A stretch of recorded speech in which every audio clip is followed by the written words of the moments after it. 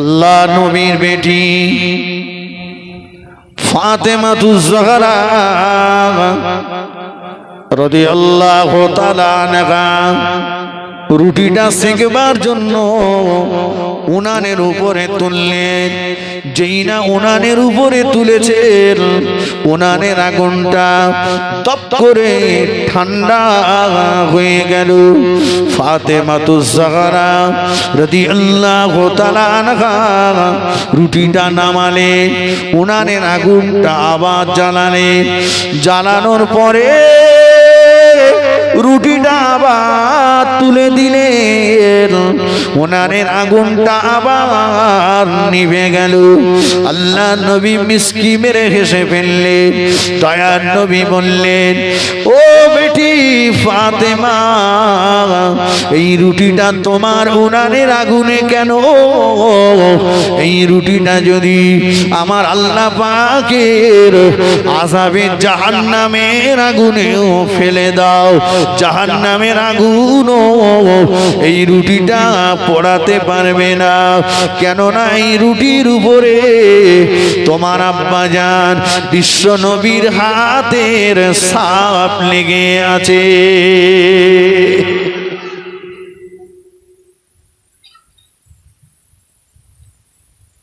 আল্লাহু আকবার। আমাদের মতো হচ্ছে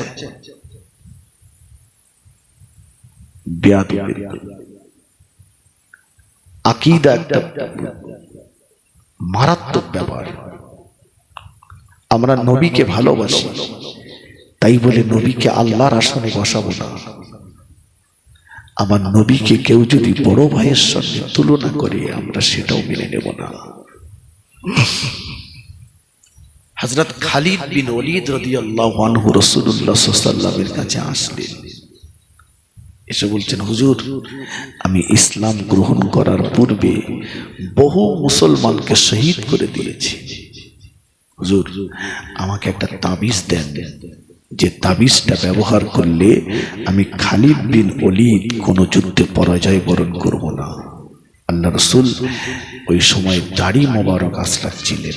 একটা দাড়ি চিরুনিতে বেঁধে গেল। রাসূলুল্লাহ ওই দাড়িটা খালিদ বিন ওলীদকে দিয়ে বললেন, নাও, এটা পাগড়িতে ধারণ করো। আল্লাহ নবী সাহাবী হযরত খালিদ বিন ওলীদ রাদিয়াল্লাহু তাআলা আনহু বলেন, ও নবী পাকের সাহাবীরা, আল্লাহ নবীর মোবারক দাড়িটা যেদিন থেকে আমি আমার পাগড়িতে ধারণ করেছিলাম, সেই দিন থেকে নিয়ে জীবনে আমি যত যুদ্ধে যোগদান করেছি, কোন যুদ্ধে আমি খালিদ বিন ওলীদ পরাজয় বরণ করিনি। আর একটু জোরে বলেন সুবহানাল্লাহ। আল্লাহুম্মা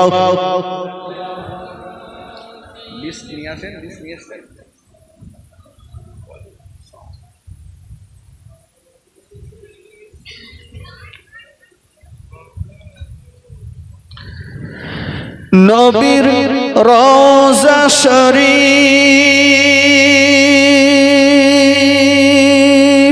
দেখে মন ভরে না, দিদার দাও গো শাহে মদিনা। নবীর রওজা শরীফ দেখে মন ভরে না, দিদার দাও গো শাহে মদিনা। আল্লাহুম্মা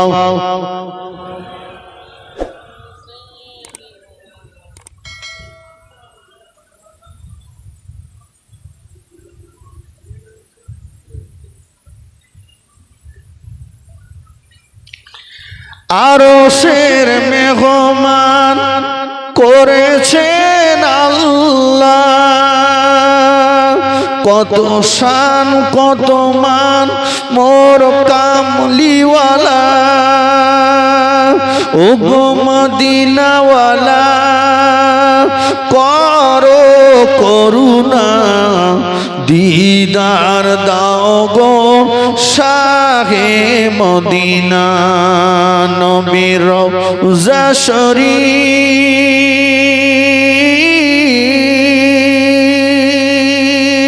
দেখে মন ভরে না দিদার দাও গো শাহে মদিনা আল্লাহুম্মা সাল্লি আলা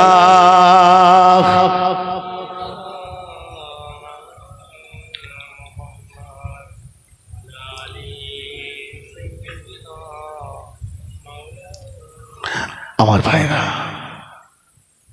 আমার রাসূল পাক সাল্লাল্লাহু আলাইহি ওয়াসাল্লামকে দাওয়াত করলেন রাসূলুল্লাহর একজন মহিলা সাহাবী নাম তার উম্মে মাবাদ গরিব মানুষ কিন্তু মনে খুব ইচ্ছা নবীকে একবার বাড়িতে নিয়ে আসব ইচ্ছে হয় না কথা বলে যে অমুক হুজুরদার একটু বাড়ি আনতে পারলে ভালো হতো কিন্তু হুজুরির যা দাম তাতে আনাই কষ্টকর আমার রাসূল পাক সাল্লাল্লাহু আলাইহি ওয়াসাল্লাম দাওয়াত নিলেন 1 মাস আগে দাওয়াত যেদিন আসবেন 1 সপ্তাহ আগে থেকে উম্মে মাবাদের বাড়িতে খাওয়ার কিছুই নেই খুব দুর্ভিক্ষ চিন্তা করছেন দাওয়াত ফেরত দেব আবার চিন্তা করছেন না নবীকে পাওয়া যায় না ফেরত দেব না নির্দিষ্ট দিনে আল্লাহ রাসূল সাল্লাল্লাহু আলাইহি ওয়াসাল্লাম আসলেন এসে দেখেন উম্মে মাবাদ মেহমানদারির জন্য কিছুই ব্যবস্থা করতে পারেনি আল্লাহ নবী রাগান্বিত হলেন না রেগে গেলেন না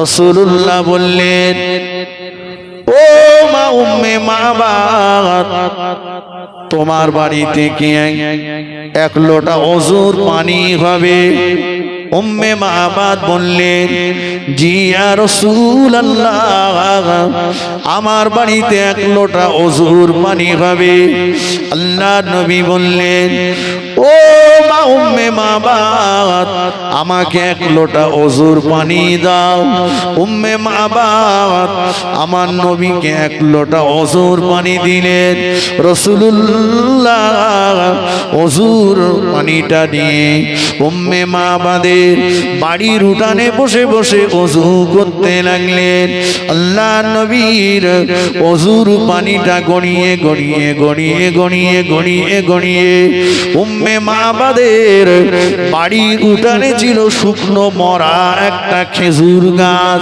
ওই খেজুর গাছের গোড়ায় যে জমা হচ্ছে ওযু হয়ে গেল নবী বললেন উম্মে মাবাদ তোমার বাড়ি কি একটা নামাজের পার্টি হবে রাসূলুল্লাহকে নামাজের পার্টি দিলেন আল্লাহ নবী নামাজে দাঁড়িয়ে গেলেন উম্মে মাবাদ ঘরে যে 2 রাকাত নামাজে দাঁড়িয়ে গেলেন সিজদায় পড়ে যে আল্লাহ পাকের দরবারে কাঁদতেছে ও রব্বুল আলামিন আল্লাহ পাক আমাকে এত অভাবী করলেন আল্লাহ এত গরিব করলেন আল্লাহ বিশ্ব নবী আমার বাড়িতে আসলো মেহমানদারি করতে পারলাম না আল্লাহ পাকের নবী জানিয়েছিলেন আল্লাহর কাছে আবদার করেছিলেন ও রব্বুল আলামিন আল্লাহ পাক আমার উম্মত যখন বিপদে পড়ে যাবে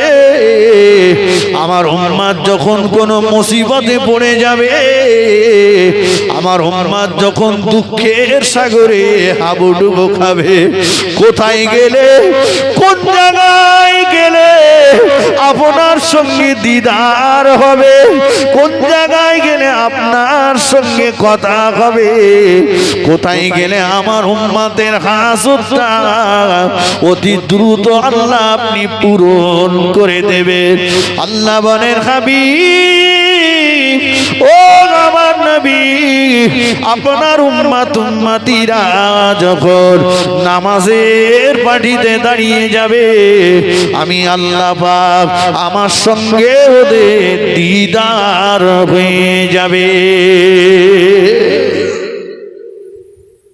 সালাতু মিরাজুল মুমিন। কোথায় গেলে মেরাজ হবে?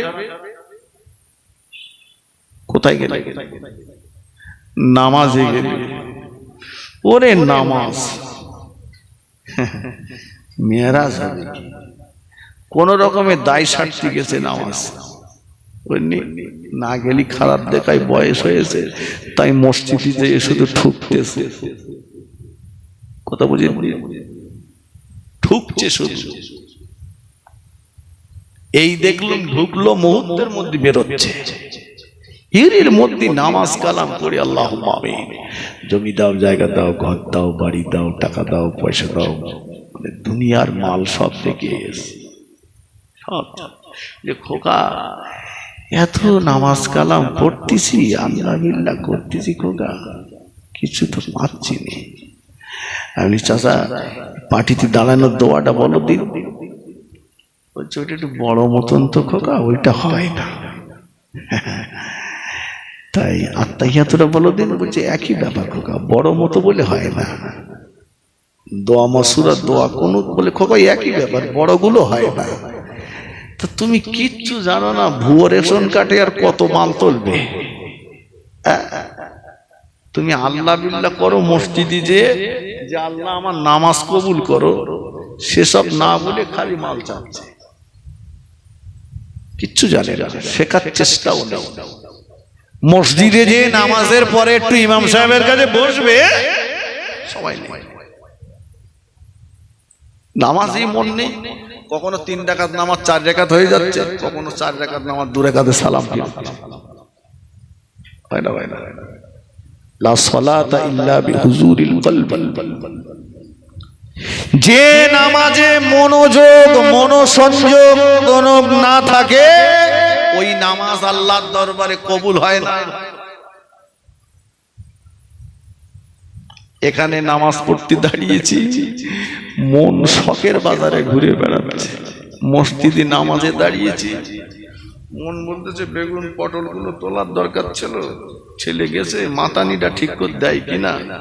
ছোট ছোট গুলো মাল যদি মাথায় দেয়, এ মাল তো দামে বিক্রি হবে না।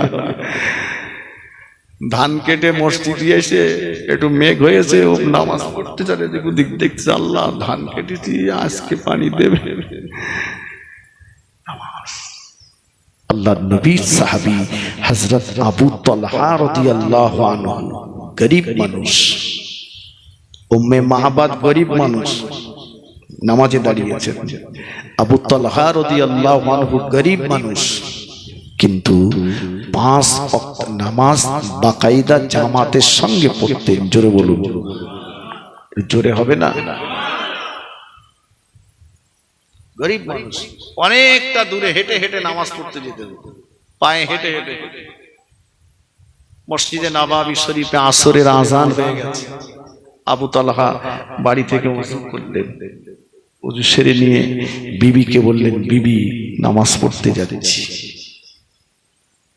বিবি বললেন, শোনেন, যাচ্ছেন যান, বারণ করব না, তবে আমার ছেলে খুব অসুস্থ।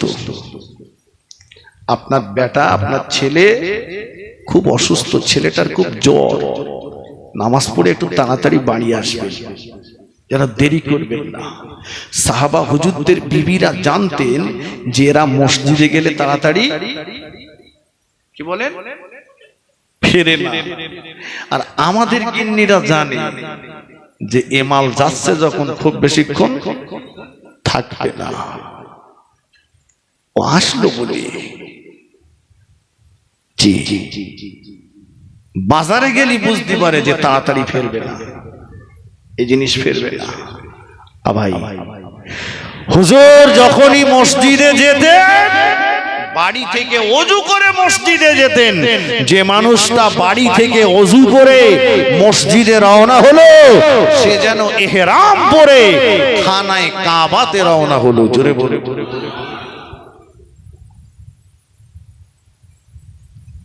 আজান হয়ে গেছে, ক মিনিট পর জামাত হবে, এখানে ক মিনিট পর হয়? জোহরের আজান হয়েছে, কত মিনিট পর জামাত? 15 মিনিট। আসরের 15 মিনিট পর আজান হয়ে গেছে। চাচা মনে করছে 15 মিনিট সময় আছে, একটা বিড়ি খাওয়া যাবে। বাড়ির থেকে বিড়ি টানতি টানতি মসজিদে এসে, মসজিদের গেটের কাছে এসে এইবার মরণের টান দেওয়া দেশে, মানে একে টানে সুতোর গোড়া পর্যন্ত পৌঁছে দিয়েছে, দে বিড়িটা ফেলে দিয়েছে, দে অজুখানা এসে ফক ফক করে অজু করে কাতারে গিয়ে বলতে আল্লাহু আকবার। এই যে আল্লাহু আকবার আর গাল দিয়ে ভক ভক করে বিড়ির গন্ধ বেরোচ্ছে, ফেরেশতা বলতে খোদা এ নাকি আমার দ্বারাই নেওয়া সম্ভব হবে না, এখানে থাকতে পেতিস। পাশের মুসল্লি বলতে মনে মনে বলছে ইমাম সাহেব কে রাতটা একটু ছোট করে ধরো, যে মাল বেরিয়ে গেছে গন্ধে থাকা যাচ্ছে না। এই কথা ঠিক কিনা বলে? এ মুখে দুর্গন্ধ থাকলে রহমতের ফেরেশতা আসে না পাশে? আল্লাহু আকবার। বিড়ি যারা খান, আমি আপনাদের অপমান করার জন্য বলছি রে ভাই, আস্তে আস্তে ছেড়ে দেন। বলে ছাড়বো কি, মালিশের তলায় নিয়ে শুয়েছে। হযরতে আবু তালহা রাদিয়াল্লাহু তাআলা আনহু হুজুর আমার বিবিকে বললেন, ও আমার বিবি, রোগ দেওয়ার মালিক যে আল্লাহ, শিফা দেওয়ার মালিক ও সেই আল্লাহ। রোগ দেওয়ার মালিক যে আল্লাহ, শিফা দেওয়ার মালিক ও সেই আল্লাহ।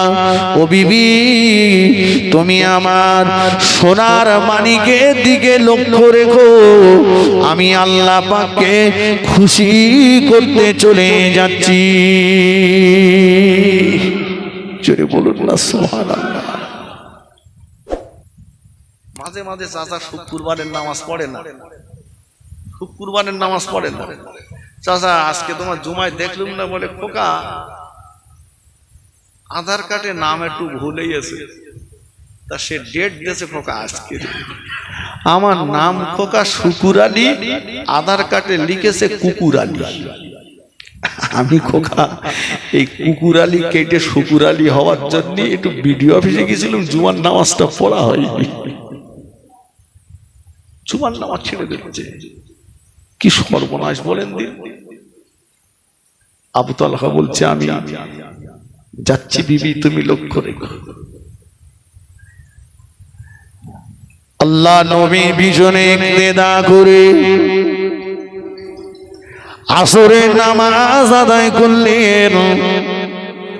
আসরের নামাজের পরে হুজুর আমার তাসবিহ নিয়ে বসে গেলেন। বাড়ির কথা মনে নাই, বাচ্চার কথা মনে নাই, বিবির কথা মনে নাই, বাড়ির কথা মনে নাই, বাচ্চার কথা মনে নাই, বিবির কথা মনে নাই। দেখতে দেখতে দেখতে দেখতে মদিনার মসজিদে নববী শরীফের মুয়াজ্জিন হযরতে বেলাল রাদিয়াল্লাহু তাআলা আনহু মাগরিবের আযান দিয়ে দিয়েছে।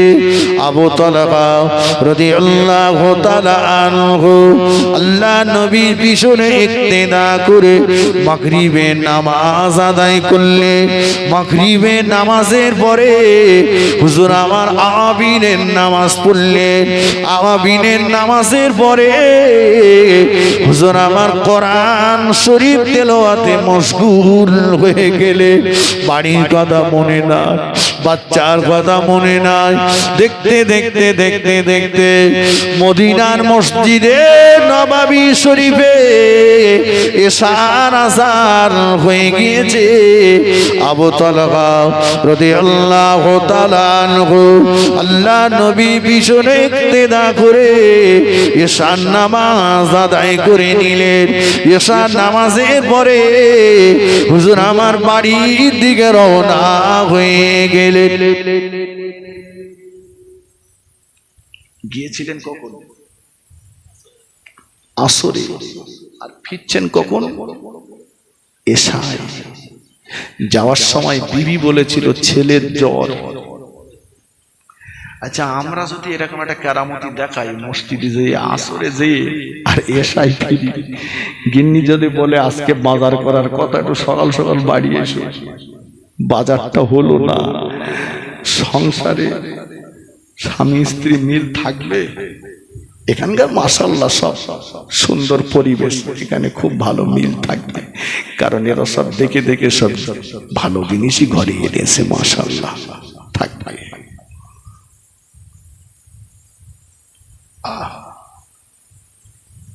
এজন্য বলেছেন একটা নারী বিয়ে করার জন্য তার চারটে গুণ দেখো, তার ভিতরে সবচাইতে বেশি প্রাধান্য দাও। দেখো মেয়েটা দিনদার কিনা। আমরা দেখেছি দিনদার যা হয় হোক, মালদার কি আছে বল? হযরতে আবু তালহা রাদিয়াল্লাহু তাআলা আনহু এশার নামাজের পরে হুজুর আমার বাড়ির দিকে রওনা হয়ে গেলেন। বাড়িতে চলে আসলেন, দরজায় এসে বিবিকে সালাম দিলেন। হুজুরের বিবি সাহেবা দরজাটা খুলে দিলেন, দরজাটা খুলে দিলেন। আহারে হুজুর ভিতরে প্রবেশ করে দেখেন হুজুরের বিবি সাহেবা, হুজুরের বিবি সাহেবা রাতের খাবারটা রেডি করে বসে আছে। হুজুরকে বললেন, ওগো প্রাণের স্বামী, চলে আসুন, আপনার জন্য রাতের খাবারটা রেডি আছে, আমি নিজে হাতে আপনাকে খাইয়ে দেব। হুজুর বললেন, বিবি রে, খাওয়ার পরে খাবো, আগে তুমি আমায় বলো না আমার সোনার মানিক কেমন আছে। ও আমার বিবি, আমি যখন আসরের নামাজ পড়তে যাচ্ছিলাম তুমি আমায় বলেছিলে সোনার মানিকের জ্বর তাড়াতাড়ি বাড়ি আসবে। ওগো বিবি, মসজিদে যে আল্লাহ আল্লাহ নবীর প্রেমে এতটা দিওয়ানা হয়ে গিয়েছিলাম, আল্লাহ আল্লাহ নবীর প্রেমে এতটা মশগুল হয়ে গিয়েছিলাম, নামাজের ভিতরে এতটাই ডুবে গিয়েছিলাম, আমার বাড়ির কথা আমার মনে ছিল না, বাচ্চার কথা আমার মনে ছিল না, তোমার কথা আমার মনে ছিল না। ও বিবি, এখন আমায় বলো না সোনার মানিক কেমন আছে। বিবি বললেন, প্রাণের স্বামী গো, সোনার মানিক আল্লাহর হেফাজতে আছে, খেয়ে নেন। নিজে হাতে করে রাতের খাবারটা খাইয়ে দিলেন। খাওয়ানোর পরে বললেন, প্রাণের স্বামী গো, সারাদিন সেবা করার সুযোগ পাই না, চলুন একটু আরামের বিছানায় আরাম করুন, আমি একটু আপনার সেবা যত্ন করি। হুজুর শুয়ে পড়লেন। হুজুরের বিবি সাহেবা হুজুরের খেদমাতে নিয়োজিত হয়ে গেলেন। হুজুর ঘুমিয়ে গেলেন। হুজুরের বিবি সাহেবা হুজুরের বালিশে মাথা রেখে ঘুমিয়ে গেলেন। ফজরের রক্ত হয়ে গেল, বেলাল আযান দিয়েছে। স্বামী স্ত্রী দুজনাই উঠে পড়লেন। আবু তালহা রাদিয়াল্লাহু তাআলা আনহু ওযু করে নিলেন, ফজরের নামাজ পড়তে যাবেন। বিবি বললেন দাঁড়ান, আজকে নামাজে যাওয়ার আগে দুটি কথা আপনাকে বলবো। একটি কথা হলো, কেউ যদি আপনার কাছে কোনো জিনিস আমানত রাখে, ওই আমানতটা তিনি যদি ফেরত চান, আপনি তাকে ফেরত দেবেন কিনা? আহারে, হুজুর বললেন বিবি গো, আমানতের মাল ফেরত চাইলেই ফেরত দিতে হবে। দেওয়ার পরে আপনার মনে কি কোনো কষ্ট হবে? হুজুর বললেন না বিবি, যার জিনিস তাকে ফেরত দেব, কেন আমার কষ্ট হবে? হুজুরের বিবি বললেন, ও প্রাণের স্বামী, যদি আপনার কথাতে আপনি দাঁড়িয়ে থাকেন, চলে আসুন, আমার সঙ্গে চলে আসুন। হাতটাকে ধরে পাশের ঘরে নিয়ে গেলে চাদরটা আলগা করে দিলে, চাদরটা আলগা করে দিয়ে বললেন, প্রাণের স্বামী গো, সোনার মানিক আল্লাহর হেফাজতে আছে, দেখে নেন সোনার মানিকের মরা মুখটা একটা বার দেখে নেন। গতকাল আপনি যখন আসরের নামাজ পড়তে গিয়েছিলেন, সোনার মানিক আমার ইন্তেকাল করেছে, আমি ওর জনম দুঃখিনী মা নিজে হাতে করে সোনার মানিককে গোসল দিয়েছি। চিন্তা করে নিলাম, আল্লাহ যদি আমাকে সন্তান না দিতে, আল্লাহর বিরুদ্ধে পৃথিবীর কোন জায়গায় কেস করতে পারতাম না। আল্লাহ যদি আমাকে সন্তানের মা না বানাতেন, আমি জীবনেও কোনোদিন সন্তানের মা হতে পারতাম না। ও প্রাণের স্বামী, সোনার মানিককে আল্লাহ আমাদের কাছে আমানত রেখেছিলেন, আমানত আল্লাহ ফেরত নিয়েছেন। চলে যান, চলে যান, দয়ার নবীর পিছনে ইক্তেদা করে নামাজ আদায় করে আমার নবীকে জানাজার দাওয়াত দিয়ে আসুন।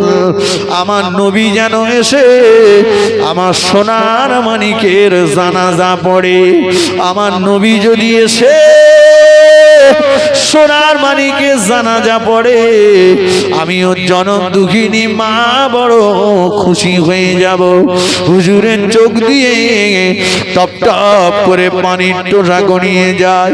বিবি সাহেবা শাড়ির আঁচল নিয়ে চোখের পানিটা মুছে দিলেন। কাঁদবেন না প্রাণের স্বামী গো, একটু আগেই তো বললেন আমানতের মাল ফেরত চাইলে ফেরত দিতে হবে। হুজুর কাঁদতে কাঁদতে চলে গেলেন।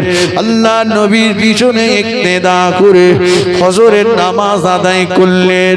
নামাজের পরে দয়ার নবীর নূরের মুখটা দিকেছে, ডুগুরে ডুগুরে ডুগুরে ডুগুরে কাঁদতে লাগলেন। আল্লাহ নবী বললেন, বাবা আবু তালহা, ও বাবা আবু তালহা, ইশার নামাজ জামাতে আদায় করে বাড়ি গিয়েছো, ফজরের নামাজ পড়তে এসেছো, কি হয়েছে বাবা, কেন এমন করে কাঁদছো? আবু তালহা বললেন, ইয়া রাসূলুল্লাহ, ইয়া হাবিবাল্লাহ, হুজুর আমি আমার বিবির বিরুদ্ধে আপনার কাছে বিচার দেব। সব কথাগুলো হুজুরকে খুলে বললেন। দয়ার নবীর মোবারক চক্ষু দিয়ে টপ টপ করে পানি টোসা গড়িয়ে যায়। নবী বললেন, আবু তালহা, কি বিচার করব তোমার বিবির বিরুদ্ধে? ও বাবা আবু তালহা, তোমার বিবি যে ধৈর্য ধারণ করেছে, তোমার বিবি যে সবর ইখতিয়ার করেছে, এমন ধৈর্য ধারণকারিনী ব্যক্তি দিগের জন্য আল্লাহ পাকের দয়ার জান্নাতের 8টি দরজা আল্লাহ খুলে দিয়ে রেখেছে। আর একটু জোরে বলেন সুবহানাল্লাহ। আল্লাহুম্মা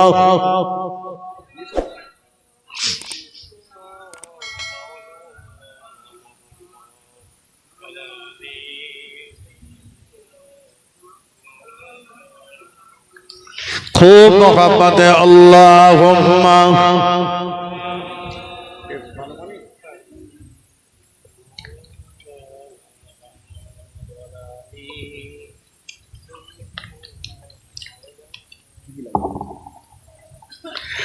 মুসিবতে না পাই যদি, মুসিবতে না পাই যদি, করুণা তোমার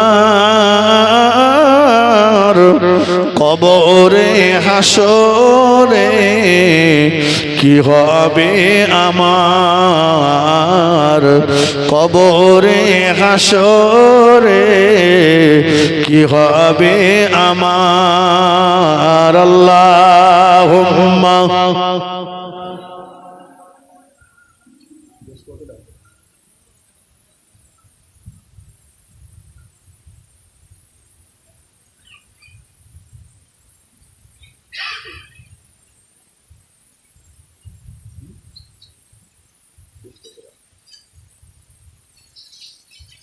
আমার ভাইরা,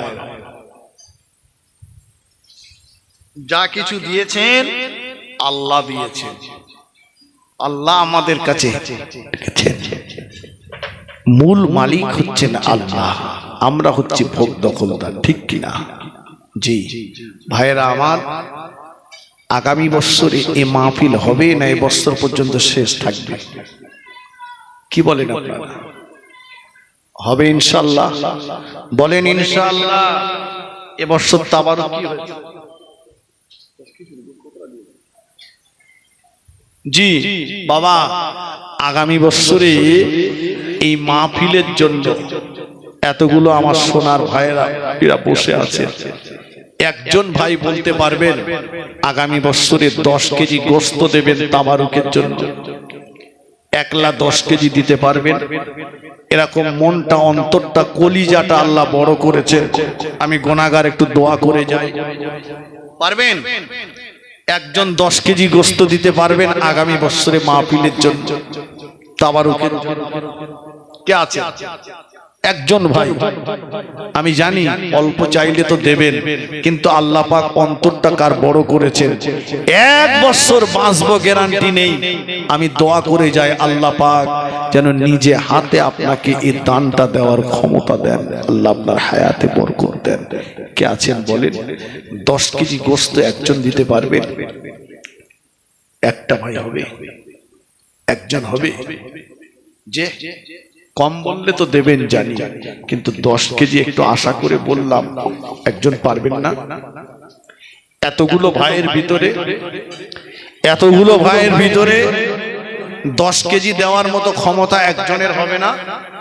একজন একটু হাতটা তোলেন না। কে আছে? পারবেন? একটা ভাই পারবেন? 10 কেজি নাই? আমার এতগুলো ভাইয়ের ভিতরে একজন 10 কেজি দিতে পারবেন না? 1 বছর সময়, আজকে নিয়ত করবেন, নেকি লেখা শুরু হবে। একজন বলেন, একজনের কাছে নিয়ত করেন। দেওয়ার মালিক তো আল্লাহ, আল্লাহ তো দেওয়ার মালিক, আমাদের শুধু নিয়ত করা, আল্লাহর উপরে ভরসা করি। একটু নিয়ত করেন 10 কেজি দেবেন। একজন ভাই বলে, এতগুলো ভাইরা আছে, মুরব্বীরা আছে, নওজওয়ানেরা আছে, কে আছে? 10 কেজি একটা হাত উঠবে না ভাই? একটা হাত উঠবে না?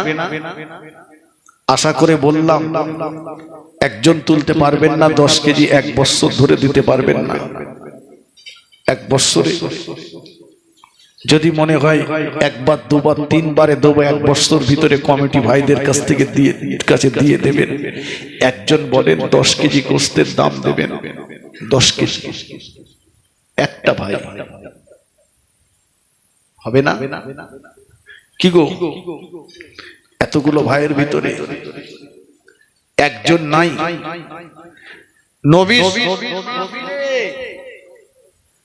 নবী দিবসের মাহফিলে 10 কেজি গোশত দেওয়ার কেউ নাই?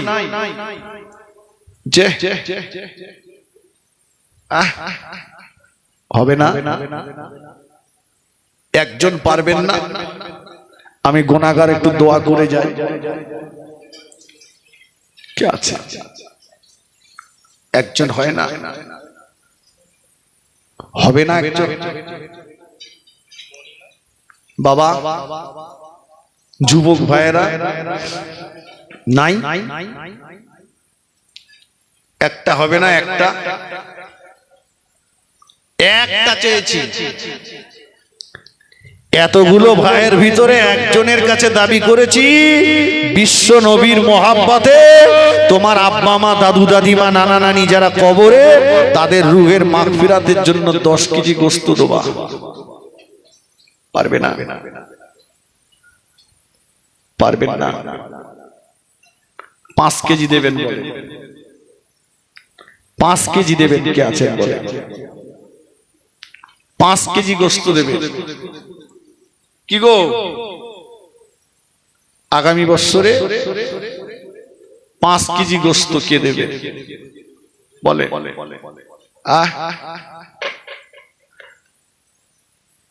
মাশাআল্লাহ, আলহামদুলিল্লাহ। একজন গোপনে আলহামদুলিল্লাহ উনি 10 কেজি গোশত দেবেন। জোরে বলেন আলহামদুলিল্লাহ, জোরে বলেন আলহামদুলিল্লাহ, একটু মন খুলে বলেন আলহামদুলিল্লাহ। আপনারা কি নিয়ত করেছেন দানও দেব না, তাকবীরও দেব না? নারে তাকবীর, নারে তাকবীর, নারে তাকবীর। আমার এই ভাই 10 কেজি গোশত দেবেন, বলেন মারহাবা, বলেন মারহাবা, নারে তাকবীর। মাশাআল্লাহ, আমি হাত তুলে দোয়া করব। 5 কেজি কে দেবেন একজন বলেন?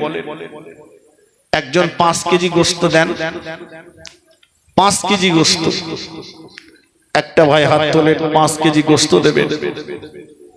কি গো, একজন তোলেন, 5টা কেজি গোশত দেবেন আগামী বছরে মাহফিলে। কে আছে? 5 কেজি কোন ভাই আছেন? 5 কেজি দেন আল্লাহর হস্তে। আমি একটু হাত তুলে দোয়া করে যাই। 5 কেজি গোশত দেবেন কোন ভাই বলেন?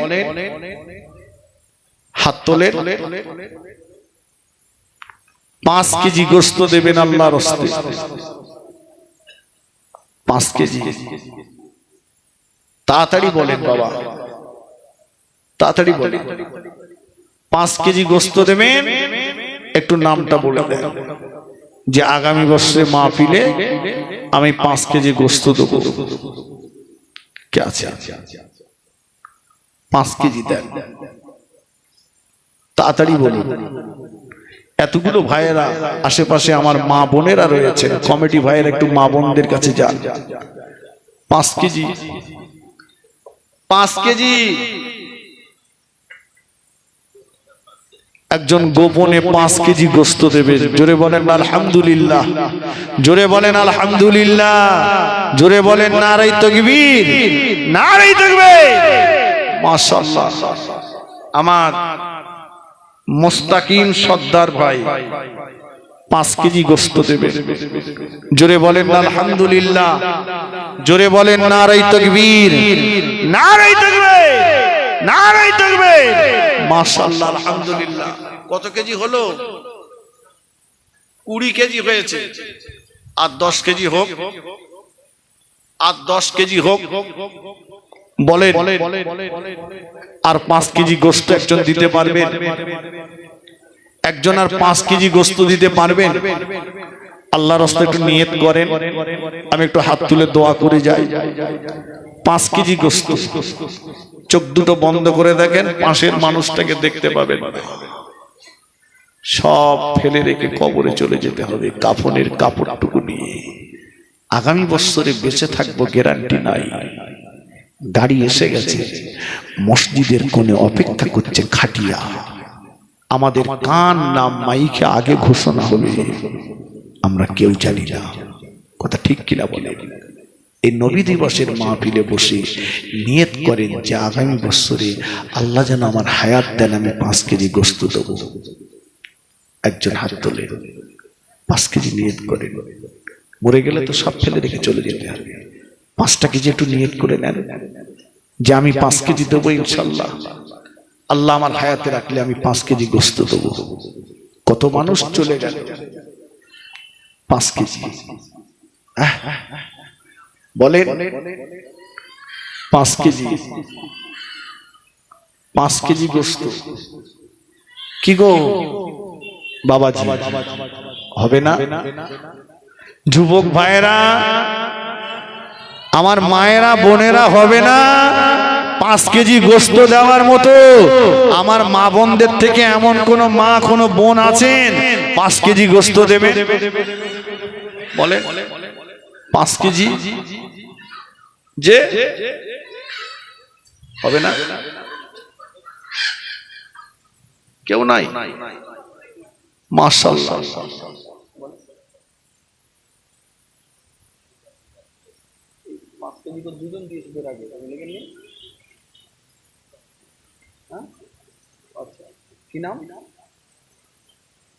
আলহাজ আব্দুল মাজেদ গাজী উনি দেবেন 5 কেজি গোস্ত। জোরে বলেন আলহামদুলিল্লাহ। এই যুবক ভাইরা জোরে বলো না নারায়ে তাকবীর, নারায়ে তাকবীর। আলহাজ আব্দুল মাজেদ গাজী সাহেব বলুন জিন্দাবাদ। 5 কেজি গোস্ত বলুন মারহাবা, নারায়ে তাকবীর। ইব্রাহিম ভাই 500 টাকা।